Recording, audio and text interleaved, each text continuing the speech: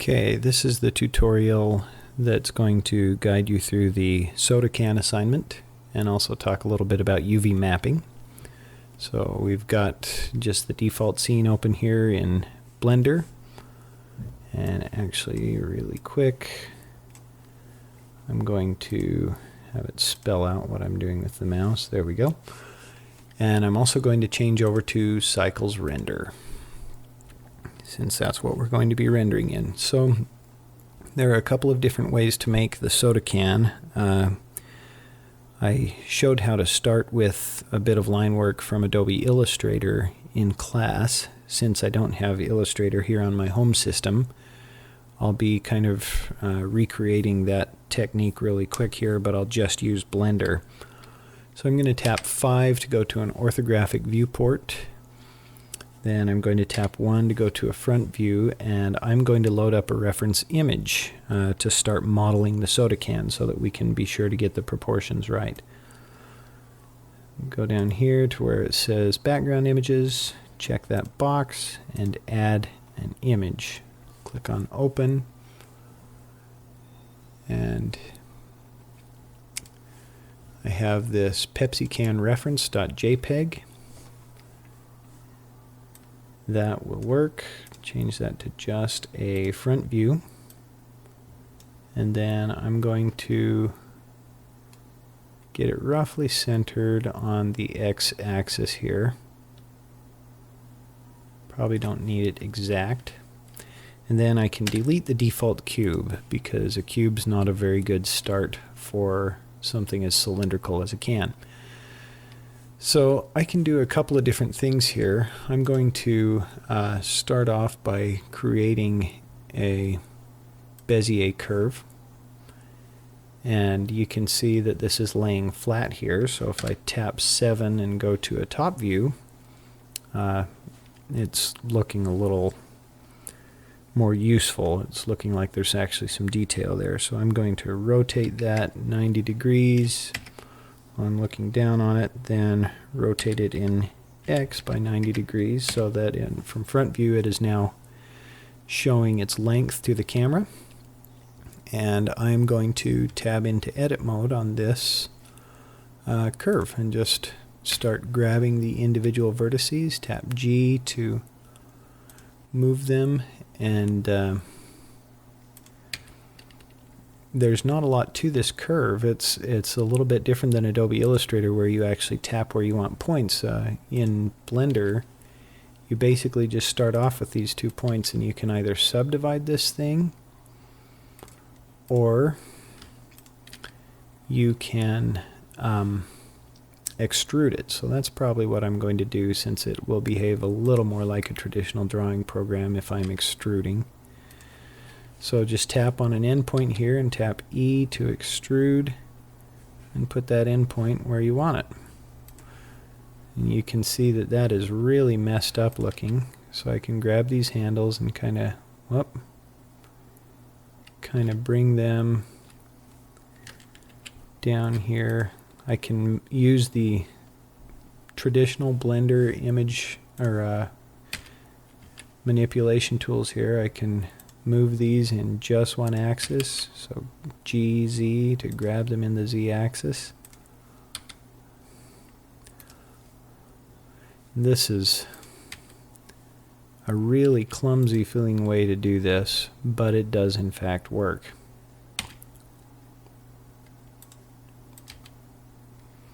So you can see the line basically that I'm creating here.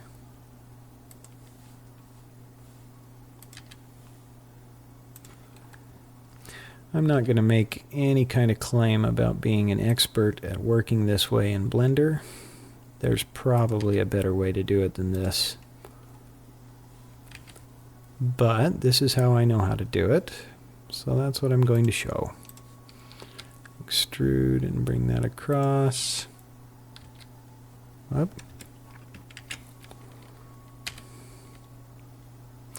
And then of course in our photograph here, there's a little bit of perspective at work, because there's no such thing as an orthographic SLR camera.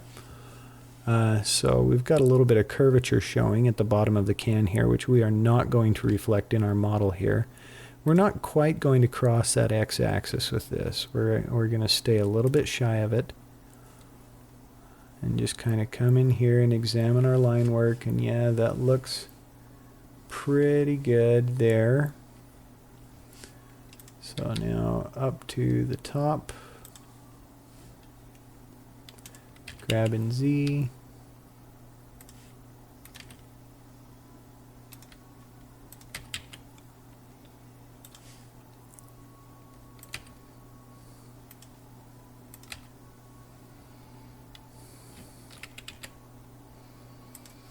There we go. We're starting to get something that looks a little more like we want our soda can to look.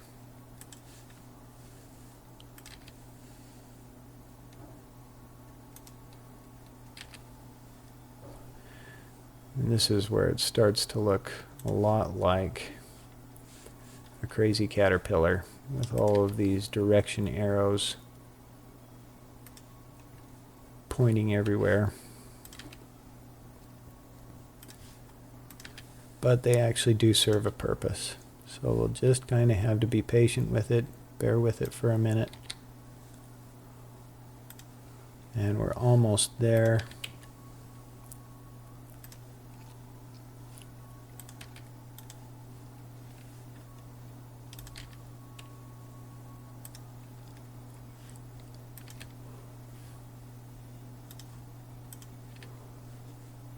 Gonna get that little lip at the edge there. And we're almost where we need to be. Okay. So I'm going to call that roughly what we want for our soda can outline. So basically at this point I can take this object, I can come over here to my tools. Oh, sorry, you know what? I need to select this object. Sorry, I'm going to tap spacebar and type convert. Convert to, the shortcut is Alt or Option C. Click on that, and I'm going to convert it to a mesh from a curve. We started out with a Bezier curve, so mesh from curve. Okay, this is now a mesh object. And I guess, actually, now that I think about it, it might have been even easier just to start this off as a mesh object, just to create a line instead of, to start with a plane or something and delete all but two vertices and start with a line and extrude them this way. It would have had probably a similar effect. But that's a lot of extruding. You can see the amount of detail that's in there. So if you're familiar with the way Blender handles Bezier curves, that's probably best. Oh, and one more thing. This bottom of the can is arched, as somebody pointed out in class. I always forget that because, as I also mentioned in class, I'm not much of a soda drinker. So bear with my lack of expertise here.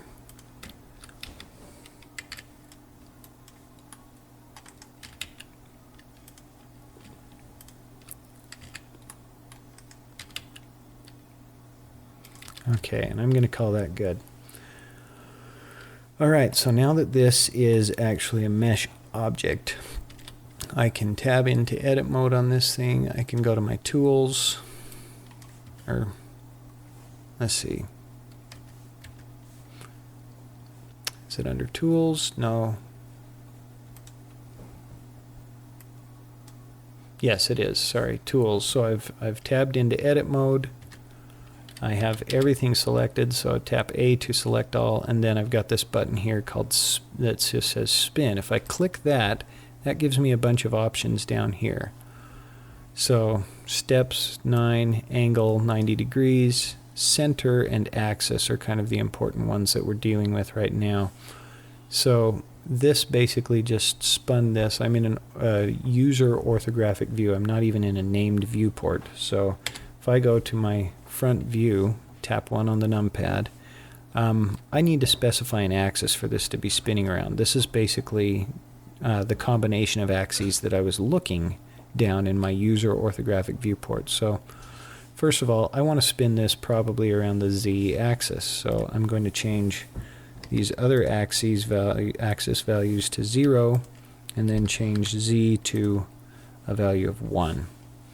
Okay, and you can see that that starts to look a lot more sensible. It's like a quarter of a soda can. Why is it a quarter? Because the angle specified is only 90 degrees, and of course a full circle would be 360 degrees.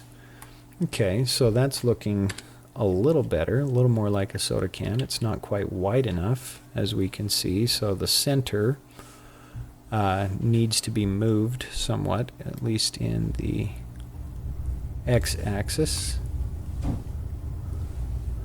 and that should do it. I don't need to move it in y because this was modeled along the x-axis. Okay, so that's the right width for a soda can. It's really, really coarse, and that's because I only have 9 steps in the turning here. So if I change that to something like 32, then it starts to look a lot more like a real normal soda can. Okay, and that's basically how you would make the soda can using the turning method. So at this point you would need to come in here and you would close all of these, close the top, and you'd close the bottom. And you don't want things overlapping and making kind of an inverted fan under there. That's why I didn't want my original Bezier line reaching past the center line of the x-axis. So that's why that's modeled that way. So you can always come in and close it out later. Okay, so I'm going to delete that, and then I'm going to create one. In my opinion, this is the easier and probably more sensible way to create the soda can. I'm going to create a cylinder. By default, it has 32 vertices, radius of 1. I can actually change that radius right here, and I can see I didn't quite get my soda can centered, but you know, if I leave the same amount on this side as I'm missing on this side, then I should be about the right size. Radius is 1.42 blender units, and the depth is going to be, we'll just go to about here. And instead of an N-gon for my cap fill type, I am going to fill this cap with a triangle fan. Okay, and from there we can start manipulating this thing. So first of all, just to be weird, I'm going to hold down shift and start dragging this x-axis to kind of center things a little bit better there. There we go. And that'll just make it that much easier to kind of model things. So I'm going to grab this in the z-axis there, and maybe I'll come up here and just select the top triangle fan, extrude in the z-axis, and bring that up way up here, scale that in. Just start giving myself cuts and more geometry to describe the geometry of the can, what the can's actually supposed to look like. Scale those out a little bit. There we go. Once again, I'll come up here and select, let's go into face select mode. Select the top. Extrude that downward and inward a little bit. Kind of want to make a rounded lip here. So now extrude that downward a little bit more. Extrude it downward. Extrude and scale. Extrude it. I'm going to say let's extrude it back. Extrude it back upward just a little, and that way when we look down on it, you've kind of got that beveled sunken edge there where you can never actually sip the soda out. Everybody knows what I'm talking about, admit it. Alright, so next let's model the bottom of the can here. Deselect all by tapping A. Select the bottom of the can here and extrude downward and scale inward. Extrude downward, scale inward, extrude and scale inward, and then of course extrude in Z, scale. The bottom is kind of a domed shape there, so we will do that. Alright, so finally, as I mentioned in class, this triangle fan stuff works really well until, let's see, I'm going to smooth shade this. You can see that doesn't look too bad, but it still looks a little bit coarse. The edges here, you can see how they're actually not really round, they're just a bunch of straight lines. So if I were to apply a subdivision surface modifier to this, once you start getting too many views at the top or at the bottom, you start getting these odd artifacts in a triangle fan where the edges kind of start to pucker. And I don't really want that. So I'm going to remove this modifier and tab into edit mode here. And I'm actually going to delete this triangle fan. Delete faces. Then I'll go into edge mode, hold down Option, and select this entire edge loop. If I hit Control F, I get this options menu. One of my options is a grid fill, and that looks really strange. It looks like it's kind of bulbed out, but it's not, and that actually works a lot better with a subdivision surface modifier, subsurf modifier. And it's going to be a little easier to cut like a sipping hole in than a triangle fan would be. So let's go do that on the bottom as well. Deselect all, come in here and select just those faces and delete them. Edge mode, Option select, and Control F, grid fill. Okay, and there we go. Alright, so we've got basically the soda can, the basics of it modeled here. Okay, and from here I can go back in and add my subdivision surface modifier, and that will look a little bit funny until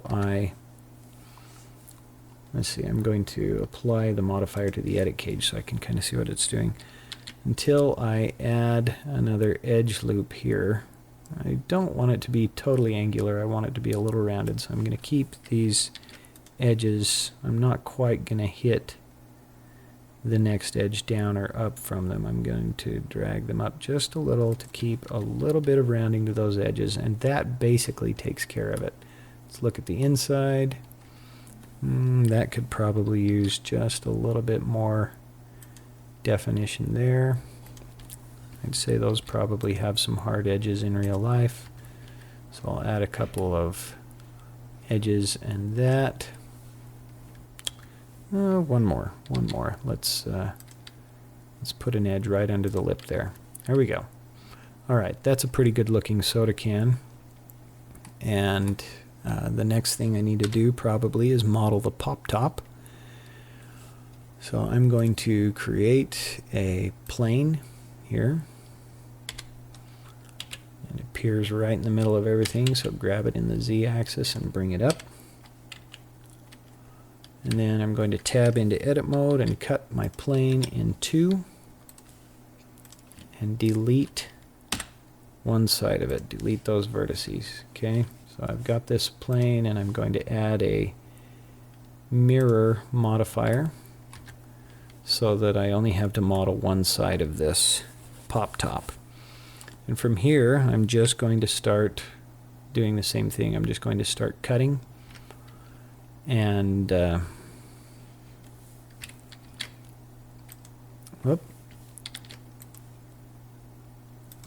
and putting together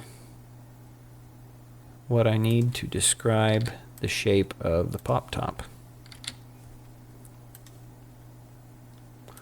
So it's kind of a metal figure 8. I'm going to make some areas that I can cut out here, get into face select mode and delete those. Okay, and that looks really bad, but it has the information, it has the basic shape that I need to describe a pop top now. So I can start selecting faces and just bring them into where I want them.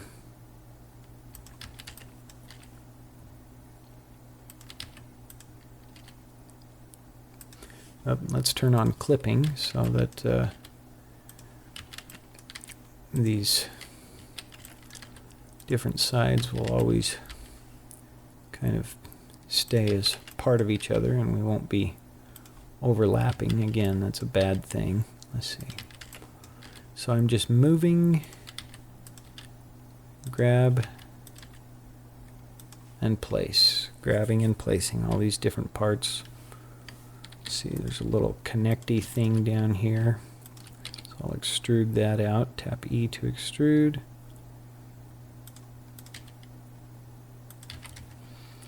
Okay, that's looking a little more like a pop top.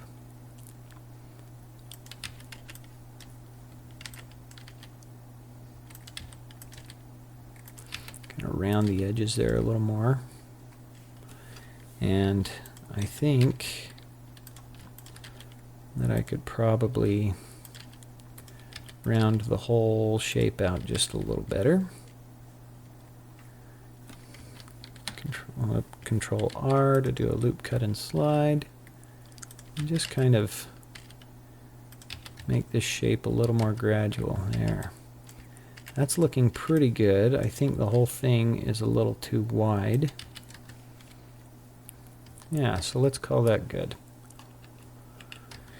Alright, so it's currently perfectly flat in the Z-axis. It has no depth in that direction, so let's select everything and extrude just a little bit and give ourselves a real proper shape there. And there's our pop top. Finally, I'm going to smooth shade it and add a subdivision surface modifier with maybe 2 view subsurface there. That looks pretty good.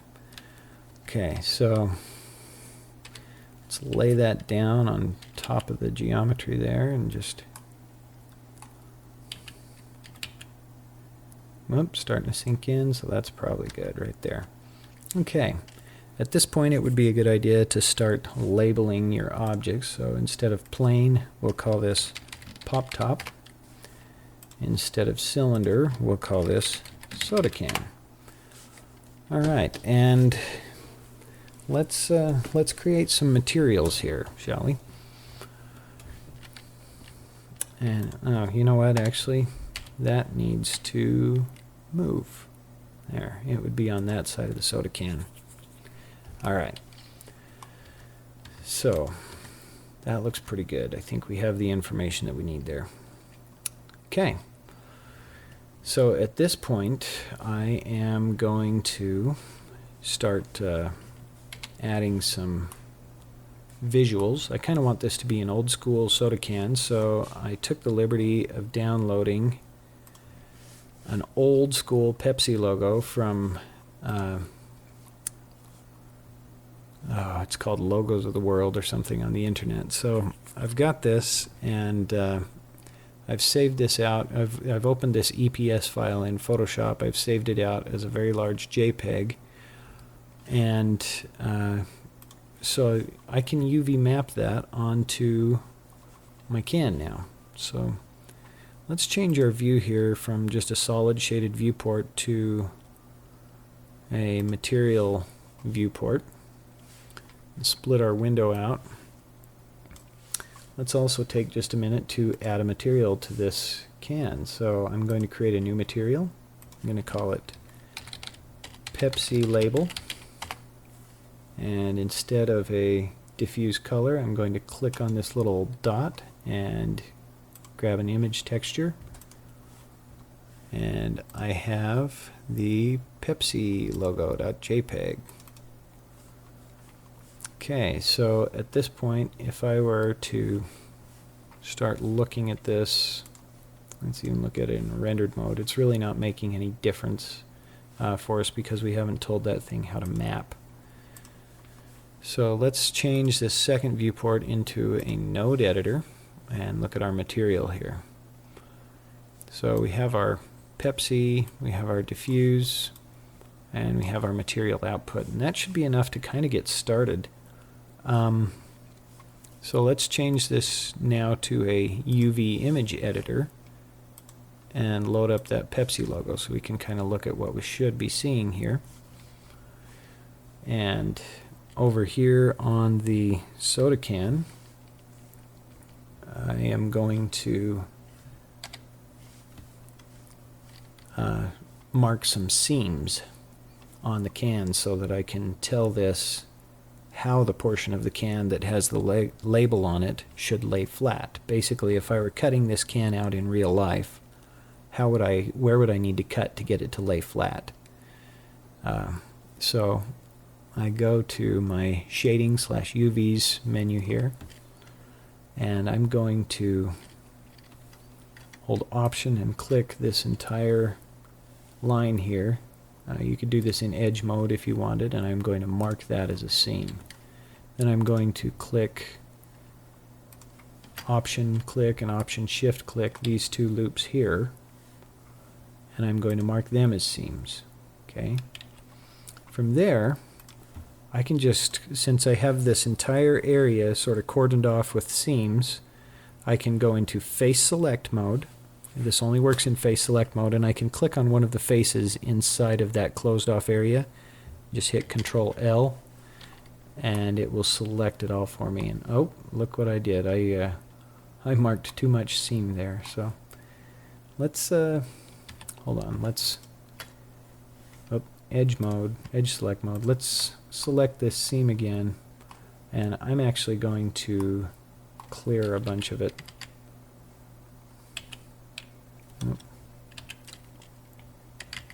So I want to keep this edge as a seam. So I'm just deselecting what I still want to be a seam. I guess actually I can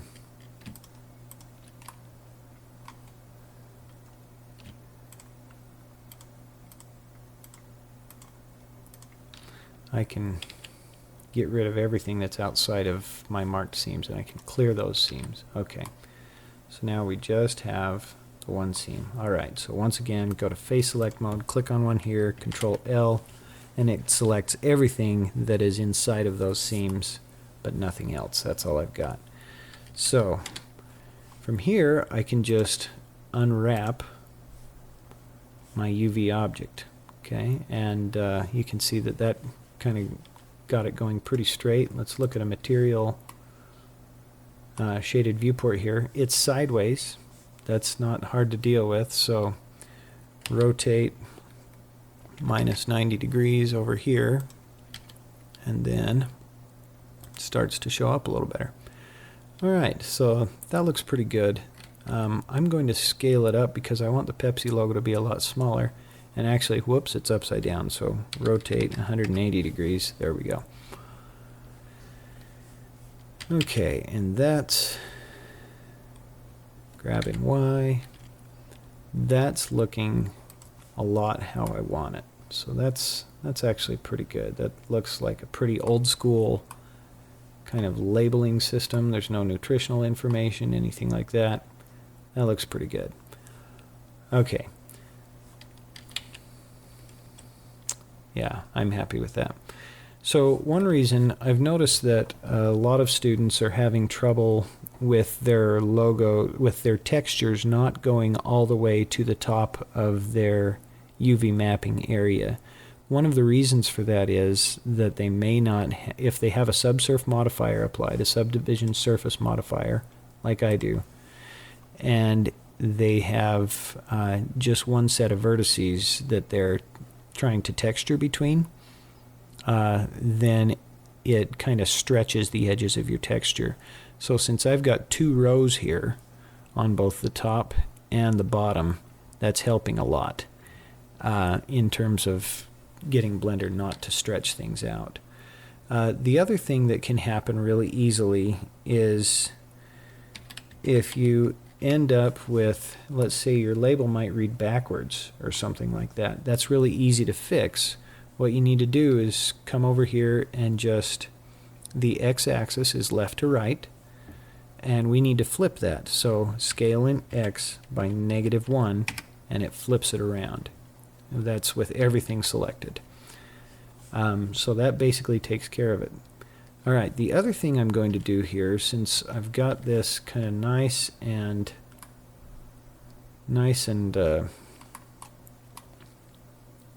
labeled and mapped now, I'm going to come back to my Photoshop document, and I'm going to change my mode to grayscale, discard the color information, and then just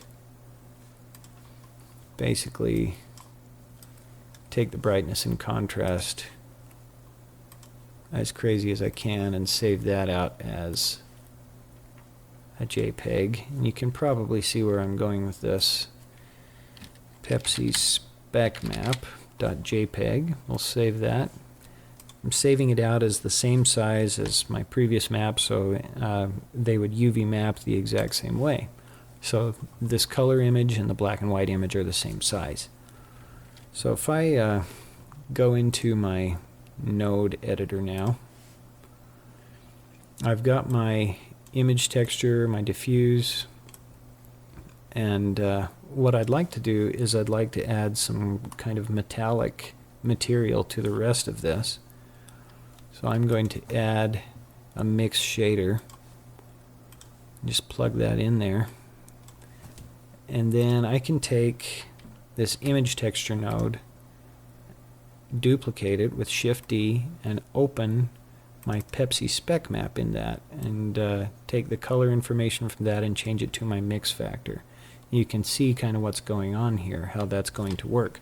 I don't have anything else plugged into my mix, but whatever else I plug into this mix, or this mix input node, is going to end up where everything is just black here. So from here, I can just create a glossy metallic shader. So glossy, plug that in there, and let's have a look at this in a rendered viewport so we can kind of see what's going on. That looks a little bit plasticky. I think I need to take the roughness down. There we go. We're starting to look a little more metallic. That's good. So basically my glossy material is just, my metallic material is just glossy with a roughness of 0.067. That's important to remember because I need to make a standalone material with just this information here. I could do that a couple different ways, but since that's easy to remember, 0.067, I'm just going to take care of it here. Select my pop top, make a new material, change it from diffuse to glossy with a roughness of 0.067, and pop top material. Okay, so now if I were to look at this in a rendered viewport, the pop top will actually kind of match. Okay, so far so good. Might be time to put a plane underneath this so we can kind of see how it interacts with the ground.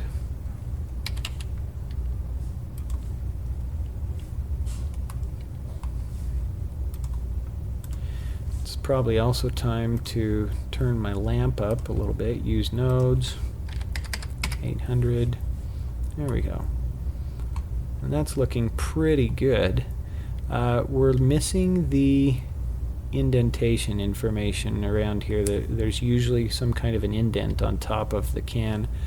So really quick, let's just, I think we can probably make that in Photoshop pretty easily. Let's get a reference image. So soda can top. Look for that in Google, look at images. And let's do one like this. That ought to be pretty easy. So I'm just going to view that image, copy the image, and make a new document in Photoshop. And from here, I'll just make a new layer. And actually, probably ought to straighten that out a little bit. That's not quite straight up and down. Make a new layer, and I can just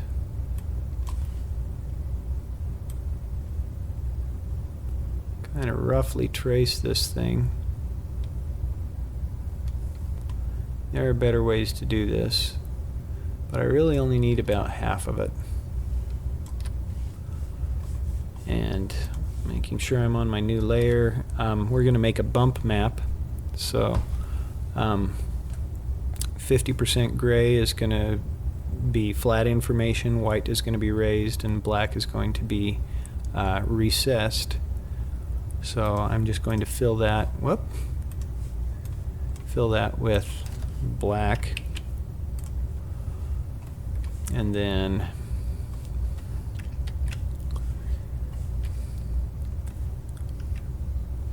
Command J, transform, flip horizontal, and now I've got two halves of this thing, roughly.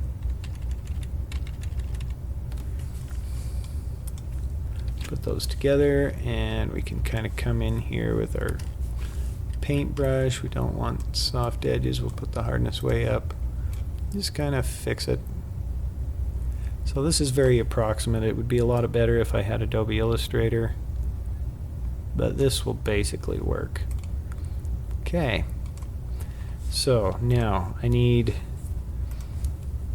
a 50% gray layer beneath that. So 50% is going to be about 127 for RGB values. So I will make a new layer, just dump that in there, and then come to my blending options, and I'll tell this thing to have an outer glow so that it depresses gradually and not suddenly. And I think that's probably a little more gradual than I need, so I'm going to just kind of give myself a really small soft edge there and hit OK. Alright. Save as, and we will save that as a JPEG, and we'll just call that can-top-bump.jpg. Okay. So from here, come back to Blender, and I can tab into, let's go back to a solid shaded viewport, tab into edit mode, and I can now select everything that's on the very top of this can here, and I'm going to UV map this so that that bump map makes a good pop top. Alright, and change this to a UV image editor so I can do my mapping. I'm going to open my can-top-bump.jpg. Whoops. You can see the mistake I almost made there. I still have the sides selected, so I'm going to come back and select all of this top just by itself. I really don't want to select any of those sides. I don't want to mess up the UV mapping I've already done.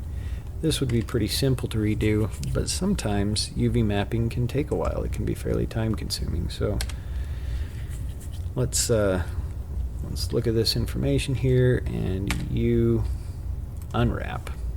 Okay, now that probably worked okay, but you can see it's a little bit funny as far as it's kind of squashed.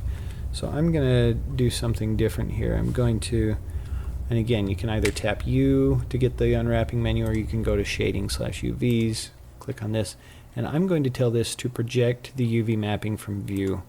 You can see that that is now much more round. Or maybe it's not, actually. No, that really doesn't look that great. Never mind. Okay, so I am going to line that up just about like that. And let's have a look at our material viewport here. We need to make a new material. So I'm going to add a material slot over here. And I'm going to put the Pepsi label material in there and then duplicate it so that I can change it from here, because I still want that metal material that we created there. So we'll call this Pepsi top. And let's see, go to a node editor, and I'm going to change out my image texture. Let's see, this can just be glossy. We don't need any of this extra imaging stuff. But I can use these image texture nodes that I have over here and open my Pepsi or my can top bump.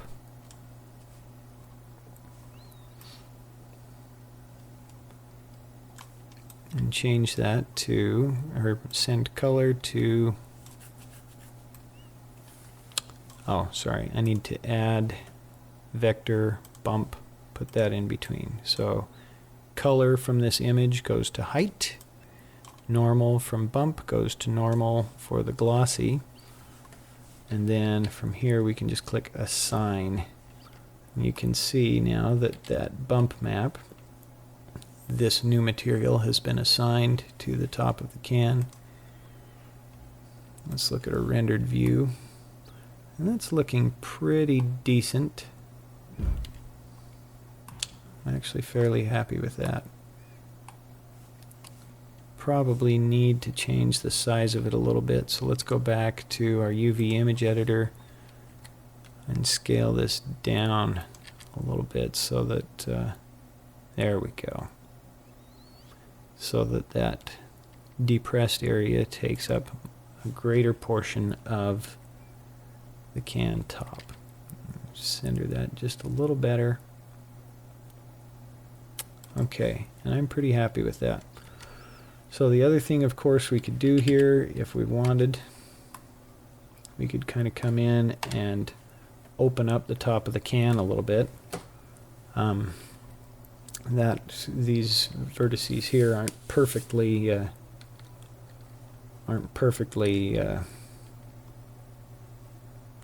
symmetrical. They're kind of this thing got put together at an angle there. And that's okay. That'll make it a little harder to open up the top, but not impossible.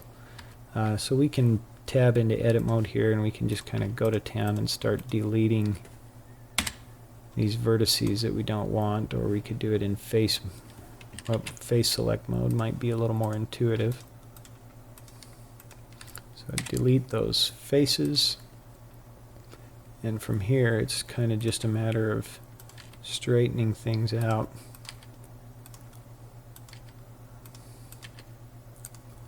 Until they look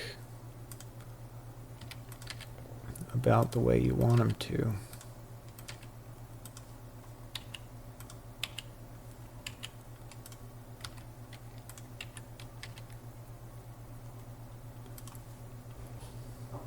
Try to get the same number of vertices on one side as you have on the other, roughly, and I have not done that here, so I need to fix that a little bit. There we go. That's a little better. It's easy to grab the bottom of the can there. And our subsurf modifier is doing us a lot of favors here by just kind of rounding things out.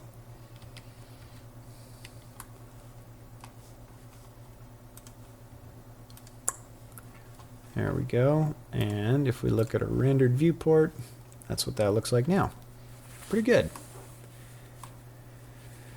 All right, and that is basically how you make a Pepsi can or a soda can. So I hope that helps, and we'll see you in class.